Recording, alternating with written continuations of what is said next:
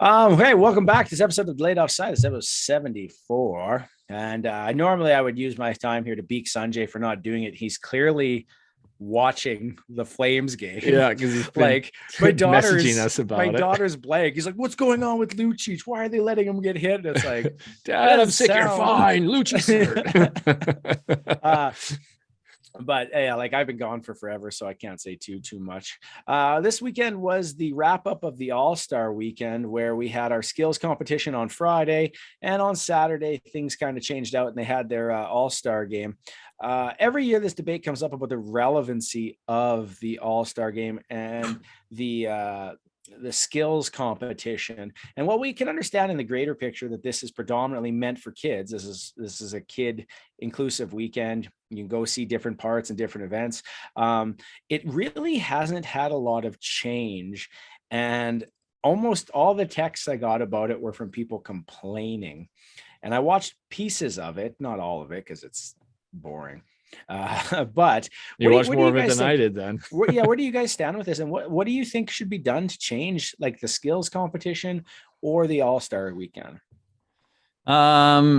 It's kind of boring, to be completely honest. There was absolutely no draw for me to watch it this year. I didn't watch any of it this year. And I think it's predominantly just because it's got a focus on kids and family. And I think that's okay, because that's what, that's what kind of molds the future. But like, I don't know, you look, compare it to other all-star games, and there's things on the line, and like people want to win competitions, like, like the slam dunk competition, for instance. Guys want to win that. The 3-point shooting competition, guys want to win that. And granted, guys want to win the accuracy, but like, it seems like the breakaway challenge is a bit of a joke. Most things are a bit of a joke. Even the games are a bit of a joke. So like I think they need to ante up somehow. Yeah. Okay. Like, so, and this is a common conversation piece, but like the whole, hey, they need to make it have some value, or you need to play like you care. But if you look at it, like the dunk competition is very individual. No one ever gets hurt, so it's not quite the same as playing a game. And I just said, what are you ways that you're going to make it more interesting? Like, if you want to make it less, I guess, less, that maybe guys will care more, maybe start it earlier in the season. Maybe it should be by October, like who the all-stars are, because then guys aren't getting hurt going into playoffs when they're already hurt at this time and need a break. Yeah. That's the only solution I can think of. What about you, Ryan? What do you think would help enhance the skills competition? Well, I didn't watch any of it, but I did see a lot of complaints about a lot of downtime during the show. I heard there was like a lot of like just talking heads from commentators, a lot of downtime, and I would just say get to it. Like the skills competition portion shouldn't take more than a couple of hours of airtime. Like, keep it tight, keep it crisp, get to the action. I heard that they went like from like one thing to another. Like, they didn't actually finish the one skill competition before they went to a different one. So if you were actually interested in the who's the fastest skater, you would watch a little bit, and then all of a sudden it would jump to something else, and then you'd have to wait to see who would actually win the skating one. It sounded a little discombobulated that way, and lacked energy and focus. So I would say keep it tight, keep it crisp, get the and I would say just keep it to like the ones that people obviously enjoy and has stayed around. Like, I mean, it's great that they're trying all these new ones, but it sounds like they were pretty lame. Are people enjoying the old ones? Like, do you give a shit about fastest skater? Or, you see, I didn't this year because McDavid wasn't in it. Yeah, but he chose not to be in it. He was sick of being in it, which yeah, I don't blame but like, either. to me, I want to see if someone can actually beat McDavid. Like, as soon as McDavid isn't in the fastest skating competition, I don't care, because it's not the fastest skater anymore. Even though he did amazing at the accuracy, which is great, but I want to actually see, like, I want to see who actually is the fastest skater in the NHL. And if McDavid's already out of it, then I don't care, because okay, whoever wins it, great, but you didn't go up against McDavid, so you didn't beat the man, as Ric Flair. If you want to be the man, beat the man, and that didn't happen. So why would I care? Yeah, no, I understand the argument. And maybe that's fair, but I mean, he also went 4 for 4 in the shooting accuracy, and That's fine. Put McDavid in everything.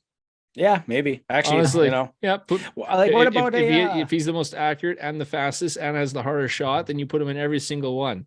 what about something like you bring back someone who's retired or like who you know is still has some skill, like Eli Frady, who had like the hardest shot in the league.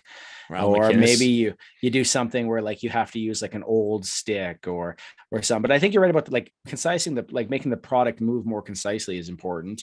But I still think it's tough because like it doesn't show itself as well as the others. Like you watch baseball, home run derby, the guy gets like how many pitches and just keeps swinging. The dunk competition, you know, you can bring in props differently, but I'm not going to be able to skate and do a backhand through a car over a car onto ice, right? So like it just doesn't lend itself as well. But I also like Trevor Zegras' goal last year was the only goal I've ever seen where it was quite spectacular in the shootout competition. Yeah, but most of them is just like towards funny. Yeah, but even then, like the move he pulled off, like the one hand, like I can't even describe what he did.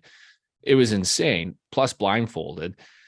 You know, if guys are able to kind of be more creative like that and find unique things that you wouldn't typically see in a regular game, then okay, then you might have something there, right? Because I mean that's what they do in the dunk competition is they pull out dunks that you usually won't see during a game because you can't set up something like that. So if you can find stuff like that in the breakaway challenge or the shootout challenge, whichever one that is, then maybe you have something. But you know, if you're just doing a typical deke that you would see every game in a breakaway, then it's not that thrilling. I get that, but like what's your solution though? Like, and that's the thing is trying to do stuff like Zegras does, like I don't know, like I don't know, like honestly, like it's like okay, like try to like, you know, shoot it off the board and then back to yourself in front of the net and then deke the goalie and put it in, you know what I mean? Or like bring in another guy to like set up some sort of like alley-oop play, you know, like the Michigan pass type thing while you're like blindfolded. I don't know, like, you know what I mean? But like you're going to have to go outside the box and try to really think of some stuff. But like, I think it's also tougher because you have like this little rubber puck, and I think it's a lot harder to control those types of things. What about something like you spin a wheel and it shows like a famous goal and you have to imitate it and perform it and get it off? Like somebody lands the Teddy Nolan goal, not the Ted Nolan, the Owen Nolan goal. Then you got to do like the point. Or someone has like the, what do you call it? The Ovechkin falling and like the Ovechkin behind falling. The back, and then you have to like try to emulate that. Or you know, what if the guys have to play like a game of horse, but hockey style, right? And so that like, you know, one guy goes and does a trick shot, then everyone else has to do it. Yeah. No, I think that's fair. Like horse. Yeah. That's what I just said. Yeah. Horse. Oh, yeah. Good thing you're listening, Adam. Yeah. He's happy to contribute to this He's conversation. happier. Yeah. What do you think about? Maybe we should do horse. You think of that? Horse. Yeah, you guys like horse? It's like a game I've heard of. What? It's a good game. You got to spell the word. Okay. Horse. So the All-Star game has been running now on the start with an H if you don't make it. You're done. No, and you get an O. Yeah. I knew you were waiting. I knew you were waiting for the O. The All-Star game has been kind of running like the different conferences now, Atlantic versus Central, etc. What's one change you would make to that? I know what I want to change, but what would you guys want to change for the All-Star game to make it better? Actually, I think of two things I would do differently. Go ahead, Adam. Okay. For instance, I saw a really good idea online that was like every player is put in a hat and names are pulled, and it doesn't matter. There's no East, no West. It's just a random toss in of players. I think that's a really cool kind of idea. And you get a mix of guys you may not see together ever, like from different conferences, different divisions. I think that'd be kind of neat. I think that there's some leeway in that one. You can do some stuff, but go ahead, Ryan. Yeah. I'd make it so that not every team has to have a representative. You actually have the legit all-stars. Like it needs to actually mean something to be an all-star. It used to. Yeah. And it needs to again. And I also didn't like the fact that some teams didn't have any defensemen. Like it was just all forwards and a goalie. That's fair. Like, how do you not have at least a couple spots reserved strictly for defensemen? Like, if you have to make the teams larger, like still play 3-on-3, but have more players on the team just to fit some defensemen in there, then do it. But I just think it's bizarre that some divisions didn't have any defensemen representing as an all-star. All right, I'll give you my two. One is to bring back the draft, because the draft was good TV. Like with the captains. Awful. Yeah. Like it was awkward, but it was good TV. Yeah. The other one would be that each of them, like, they bring the women into the skills competition. Why not put one of them on your team? Like, okay, Pacific gets Nurse, Hillary Knight goes to the Atlantic, whatever, and load up an extra player there. If you want to talk about representation, I think that's an easy way to do it. Mm-hmm. I liked Adam's idea with the different teams. I wouldn't do a hat. I think you could throw sticks. That would be interesting. Oh, that'd be right. There's nothing more hockey than throwing sticks. You'd be like, here's your forward sticks, here's your defense sticks, here's your goalie sticks. Yeah, throw them and do that. Maybe that's live TV or whatever. At the end of the maybe that's the end of the whatchamacallit, like the skills comp. And now you know. Anyways, last episode, Sanjay and I were tossing out some ideas too, and I had one. Maybe it'd be more for the skills competition, but you do like a one-on-one tournament. Ooh. And or just like a couple one-on-one games where you have fans pick who they want to see match up one-on-one to see who can be the best. And you do like what was that? The Mighty Ducks 3, wasn't it? No, Mighty Ducks 2 with Bombay and the guy from Iceland, wasn't it? And they were doing the one-on-one during the practice, something like that, right? Oh, like posts. Yeah, like posts, right? And you have to take it out to the blue line and all that stuff. I think that'd be kind of cool. You have these debates over who's the best player. You actually have them match up one-on-one and see how they would do against each other. And then Sanjay had an idea for the All-Star game itself about going back to that North America versus the world rosters. He thought that'd be a lot more interesting. But you could change it every year. You could be like, we're going to spin the wheel at the start of the season to determine what the All-Star game will be. Oh, it's North America versus the world. Oh, it's conference finals or whatever. It's Stanley Cup champs versus All-Stars. Stars. Yeah. It's everyone who was on the team last year. Yeah, exactly. One of the big consolation prizes for the non-All-Star teams will be that of drafting one Connor Bedard, a guy who, after selling out 2 games in Regina, has become the poster child for an attempt to get a new arena. So that's great. But at the same time, he also sold out basically every stop along the way for this Alberta swing. So that's pretty impressive. Adam is just texting away, man. Like, look at that guy. Like, his whole head this episode is. I can't help it. I'm sorry. And it's like hanging out with Barron back in the day. Whoa! Yeah, well, at least I'm giving you some agency here. Anyways, so the consolation prize for whoever's a terrible team this year is going to be one Connor Bedard. Who do you hope he goes to and why? We'll start with you, Ryan, because you're not busy on your phone. I hope he goes to Vancouver. I want to see him in the Pacific. I want to see the Connor versus Connor debate happen within the same division. I want that rivalry to be built. And, Vancouver's never had the number 1 pick. I think it'd be nice for them and get a good rivalry. And I know Vancouver's Barron's second favorite team. So, for that reason, I don't hate them. I don't hate them as much as I used to. You hate not as Vancouver. much as I used to. Oh, because they're not good anymore. Because they're terrible. And they're like legitimately, they're as managed as well as the Oilers were after 06. Mm-hmm. So anyways, I think that, or, Calgary would be awesome if somehow they dropped out, because then you had the Battle of Alberta and Battle of the Connors. Yeah, I can't wait for him to play 3rd line, 4th line minutes because he's not playing Sutter's way. Go ahead there, Adam. What's your pick? Montreal. I'd like to see him. It's the same argument as you, man. And then I'd like to see him stay in Canada. I would like to see him in the other conference. I would like to see, a marquee matchup in, Matthews versus Bedard.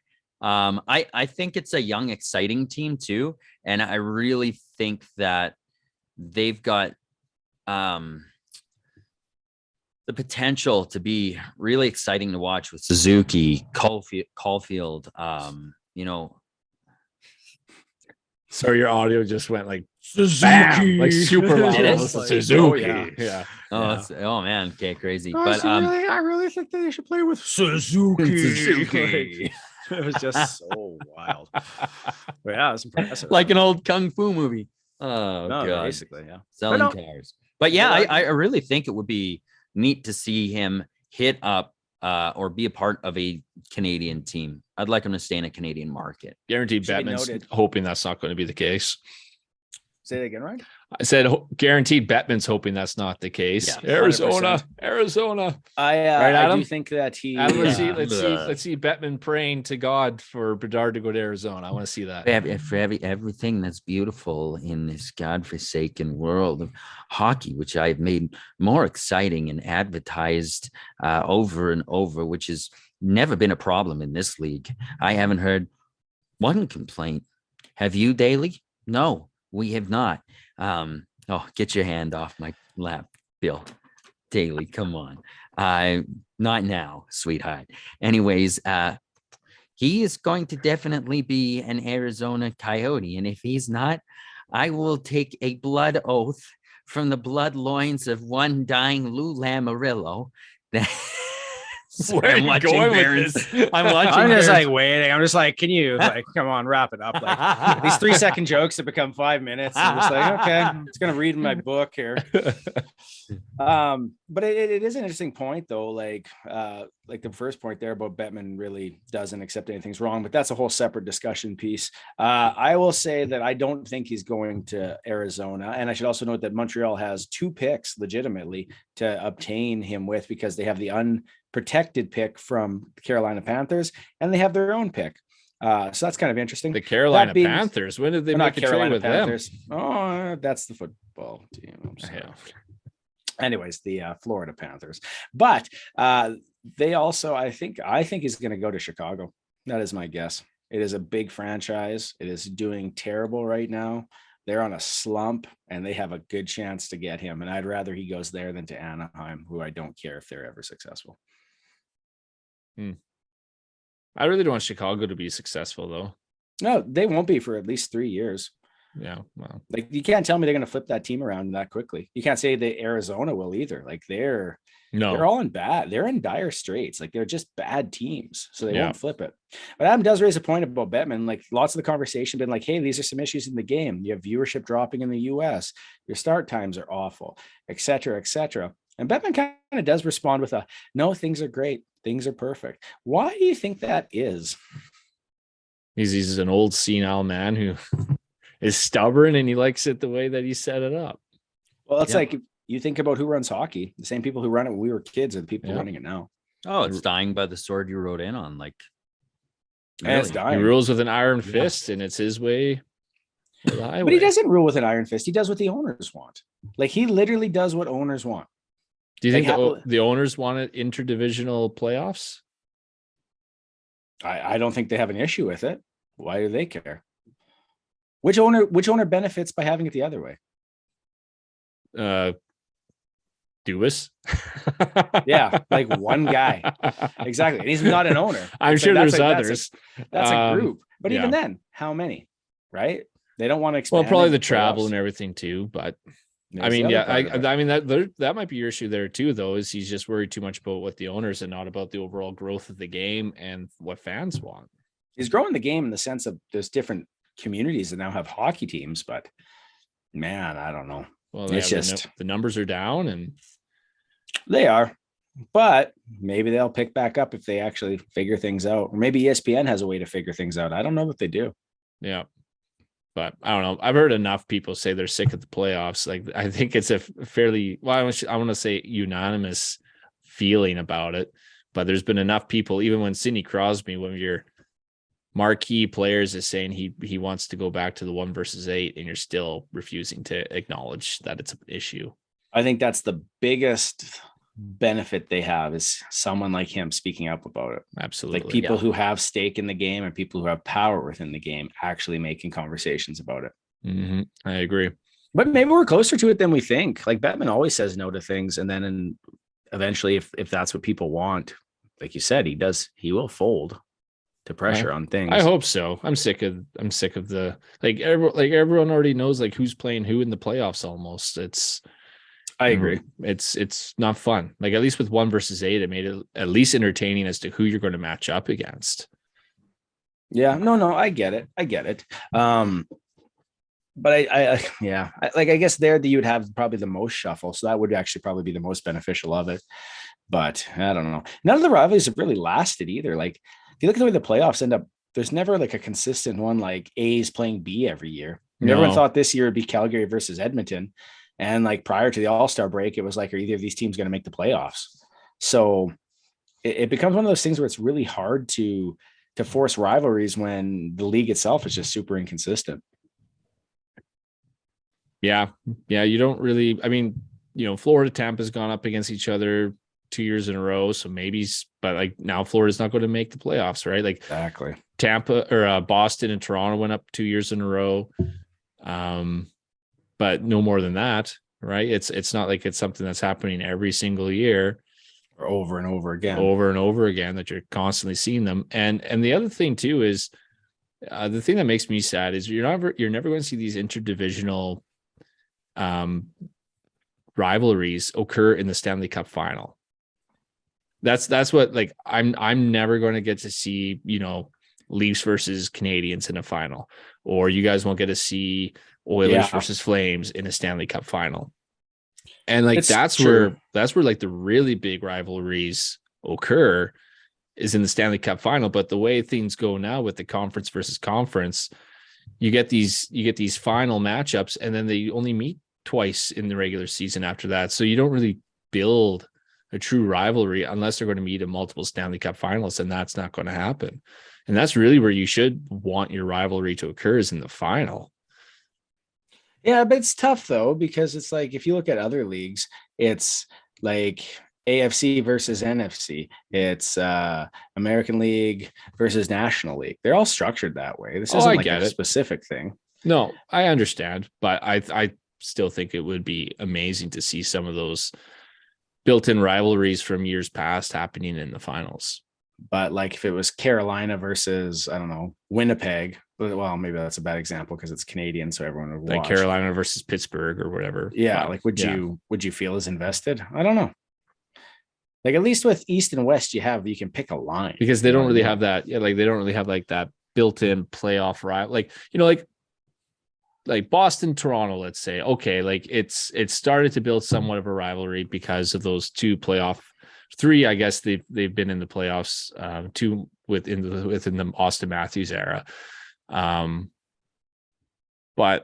other than that, like what other new rivalry has been created? Like maybe Tampa, if I guess this year we have to face them again, like maybe Tampa, that'll start to grow. But I don't know. Tampa's got a little bit of rivalry with a lot of people, but you're right. Like it's not the same. When you're the best, people go after you, even though they didn't win it last year. It's like they still have a lot of people who have targets on their back more than other teams do. But I know what you're saying. But I mean, you could change that too with interdivisional play. And I don't think you should, because when your teams suck, it's terrible. And when they came out after the lockout, they did it. Like Edmonton played Calgary 6 times. Well, both teams weren't really anything. Nobody cared. It wasn't fun to pay the money to go see Calgary again and again and again, or Minnesota again and again and again, and never get to see Sidney Crosby in your hometown. Right. Yeah. So I don't know. There's got to be a happy medium, but you can't tell me you can't look at other leagues, see what they do well, and copy that. Yeah. Well, and they've done 1 versus 8 before, and it worked just fine. So, Yeah.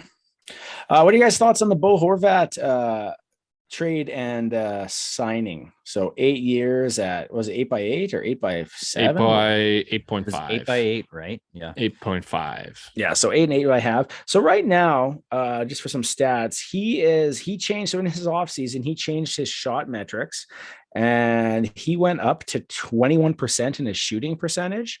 So anything over 12 is kind of like nuts. So he's having like an outstanding year. Do you think he maintains this, or is this going to be one of those things that comes back to haunt the Islanders? It's going to come back to haunt the Islanders. They play a defensive style of game that's not very offensive minded. And that was because of Tort's system last year. So they play a very team game Whereas I like, and it's very low scoring. Like I have a couple guys in fantasy that I'm like, come on, come on. It's always like a 2-1 game or a 1-0 game or something or other. And I like, it'll be nice to have that offensive flair, but they've got offensive flair already that just doesn't flare. Right. Yeah, but if you look at Barzell though, like Barzell's more of a passer, right? Like, okay. So, yeah. so don't you think like him having a guy who can actually shoot might like up those numbers? And they haven't been losing by a ton. No, it might, and especially with their goaltending, like they know how to play defensively. It might pop them a bit, but well, the big things with their power play. Their power play is ranked last in the league, I believe, and Horvat is a power play specialist. So if you can help boost those numbers, that should help them. Yeah. But when you're talking about, the 8.5 by 8, I think Uncle Lou said it best, where he said it's too long and too expensive. Yeah, he knows what it is. He knows what it is. He knows that that's the price he had to pay to keep him in the fold. And he is making that play because he thinks this team is still, a legit contender like they were a couple of years ago.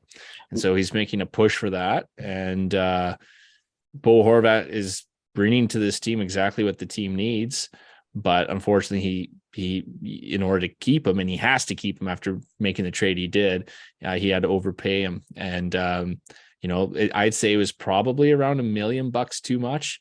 Like he's a legit number one center in the league, but I'd say he's more like a lower tier number one center. Like this year he's on pace for like 90 some points. And I don't think that's going to happen again. I think he's more of like a 60-point guy. Like that's what we've seen throughout his career up to this point. And, he's still good for number one center, but not 8.5. So if he drops into score, like his scoring drops off next year, then that's in line with basically being an Islander. So that's okay. Exactly. Yeah. And then for 8 years, that takes him to what, age 35. And so, I mean, I'm sure production will drop. His production will drop big time. They're very I'm old. sure you would prefer closer to like 5 years, but you were never going to re-sign him for that because other teams would be willing to pay the 8 years for him, or 7 years, I guess, for him. So, he was going to have to do that. So he did what he had to do, but like you said, a little too rich and a little too long. Yeah. So trade deadline is coming up quicker and quicker and quicker. And this has been a lot of rumors here going around. So if you can make one trade for your team, what is it for and who is it for? But you got to think once again about what you're giving up. Okay. I'll go. Sure. I think I'm trying to get a kind of stay-at-home defenseman that has some skill and knows how to win. I'm targeting Luke Shen because I think we need a little bit more grit. It's been really good since Desharnais has been called up from Bakersfield. Haven't lost a game outright since his call up. But I think we need a little bit more grit and veteran leadership. And I think he's the kind of defenseman we need. We don't need another offensive guy. So that's kind of where I'm sitting. What I'd give up for him, depending on term that he has, maybe a pick, maybe a prospect. I'm not sure. But I'm also not very good at that sort of prediction type style. You know what I mean? Yeah. Yeah. Like the biggest thing I think with the Oilers is they have to do cash in, cash out. So there has to be a contract going to some degree to balance. It'd be nice if Puljujarvi could be one of the pieces maybe gone. I think Fogle. I'd get rid of Fogle over Puljujarvi. Okay yeah. Ryan, what about you? I'm torn as to what I want the Leafs to get. It almost feels like they need like three or four like an essay coming. 3 or 4 spots filled. I mean, the big ticket item I would love them to get is Timo Meier to play on that second line with Tavares and Marner. You'd lose him in the offseason, right? You would lose him in the offseason for sure. But I mean, if you're going for it, go for it. He's the best scorer available in the free agent or in the market for a trade deadline. That's who I would want. Big body too, right? And big power forward is something that they could definitely use. And like I said, additional goal scoring, because in the playoffs these past couple of years, that's what's kind of failed them, is being able to get that extra goal at the right time. So that would be my number one. And to get them, I mean, you have Muzzin on LTIR, so that definitely helps make room. And so I think you just have to make a few minor moves to make room for this year. But then, like Adam mentioned, Luke Shen, like that's also a guy I would love the Leafs to target, to just get a bit bigger on the back end, a bit nastier, get some physicality back there. I think their guys get pushed around a little too much once that cycle starts. Like they're great at breaking out, but if they lose it in their end, they have a tough time getting it back. Yeah. So get some size back there. And Luke Shen would provide that. So that's another guy I'd like to target. And, maybe to bring in a couple pieces, maybe they have to move out someone like an Alex Kerfoot, who really to me is overpaid for like a third line wing or fourth line center position where he's playing now. No, it's fair. Yeah, you put a lot of thought into this, or done a lot of reading on that. I'm not sure, one of the two. Both, man. Lots of thinking, lots of reading. Like I had another question for you guys, and it's gone. Like it's gone, but it wasn't a bad one. But it's just. Did it have to do with anything about like trade deadline and? Well, yeah, it was about a trade, but I can't remember what the hell I was going to ask. I could ask you a different question. I could ask you what your favorite. Who do you want the Oilers to get, Baron? Oh yeah, that's great question. That's great. I would probably say like someone who can play second or third line center. Not because they need a second line center, but I would like a different option to flip around. So that would probably be Ryan O'Reilly, who is hurt and very expensive, or John Tavares, who's dropped a lot. Taves, you very mean? Expensive. Oh yes, yeah. Sorry, Jonathan Taves. Who did I say? Tavares. Yeah, Tavares. Yeah, Taves. I don't know. Whatever. Yeah. That's it. That's interesting because I think that's something too. Like that's another need. One more depth centerman that can play maybe a wing if they need. But even just like they need someone who can take a right-hand face-off, for crying out loud. Like they have nobody, and it's just it would give them another tool. And Taves has something like a 60-some% penalty kill face-off percentage win. So he's a guy you can work into these different spots. You can take time off of your leaders, and just have different looks. But once again, I also think that's a lot of money, and I just don't know how that's going to work. But we'll see what happens here. Is he still 10 mil? He's still on the 10 mil contract. Yeah, yeah. This is the last year for him and Kane. Yeah. So you would probably need to get like two teams involved. Probably. Like get Chicago to eat 50%, then another team to eat 50 of that, and then move a $3 million to $4 million player. Then you're paying 2.5, and move someone who. How much is Puyarvi making? 3.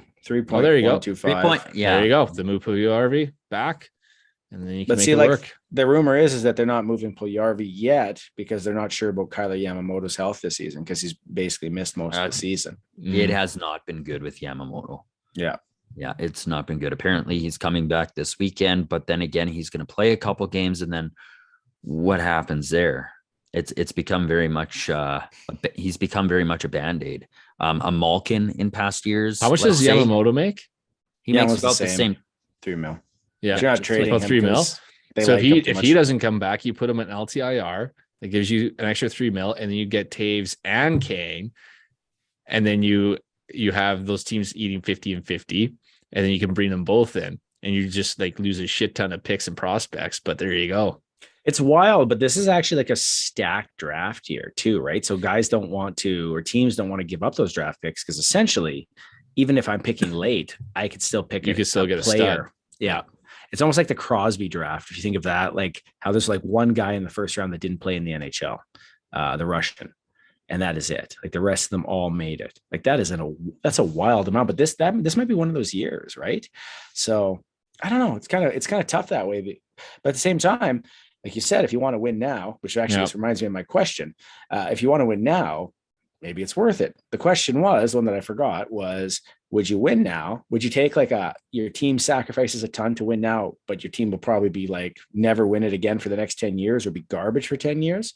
Or would you rather like roll the die and just wait and see and hope that in the next 10 years they do win it?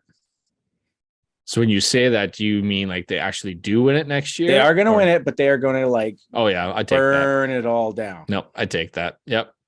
Adam? Give me a cup next year, and then I'll die happy. I think I'd take that, but I don't think that they would die down because we're just tied up in McDavid and Draisaitl, and that would just make them even more. No, Adam, but that's the catch. You just to said it, Adam. the catch is that like I've won my cup here. I want to trade. like that. You know what? I see 3 cups at least in the next 5 years for the Oilers. So I mean, God. I'll Just take the jinxed it, latter. eh? Just jinxed it. No, but I would take the I'm one. just kidding. I would take the one. Absolutely. Look at Boston. Look A at guaranteed Boston. one. Yeah. Boston has one, and no one there is like, oh, this team's garbage. Like they have one. They've Yeah. lost it, and they're good this year. If They I have can a hell have- of a chance. If the Leafs can win one cup, then at least I don't have to put up with everyone saying how, the Leafs have sucked forever and they never can win the playoffs and first round exits. I'm like, whatever, they have a cup. I don't care. It's true. Yeah. Yeah. I can rest on that now. Well, with that, we're down to our final minutes. So thank you for listening. Like, click, subscribe. Feel free to reach out on Twitter, et cetera, et cetera. Appreciate all the follows, listens, comments on YouTube. Sanjay's not here, but I mean, he's watching a game very, very heavily. Like, with honestly. his sick child. It was a sick kid. Yeah. Sick Had a birthday party yesterday too, but sick kid. Okay. So with that, I'm Baron. I'm Adam. I'm Ryan. This is Delayed Offside. Thanks for listening.